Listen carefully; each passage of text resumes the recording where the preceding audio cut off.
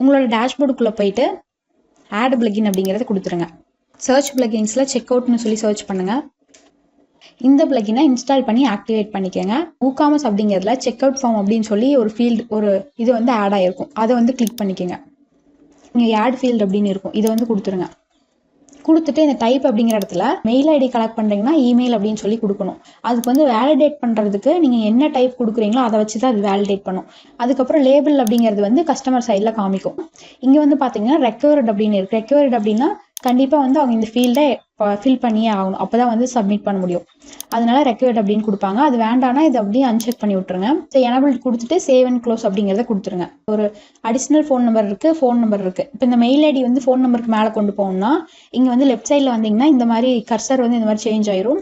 இப்படி track and drop பண்ணிட்டு போய் எந்த இடத்துல வேணுமோ அந்த இடத்துல இப்படி விட்டிங்கனாலே போதும். இந்த மாதிரி பண்ணிவிட்டு சேவ் சேஞ்சஸ் அப்படிங்கிறத கொடுத்துடலாம். இதோட ஃபுல் வீடியோ நம்ம சேனலில் இருக்குது, மறக்காமல் பாருங்கள். இந்த வீடியோ பிடிச்சிருந்துச்சுன்னா சப்ஸ்கிரைப் பண்ணுங்கள். தேங்க்யூ ஃபார் வாட்சிங்.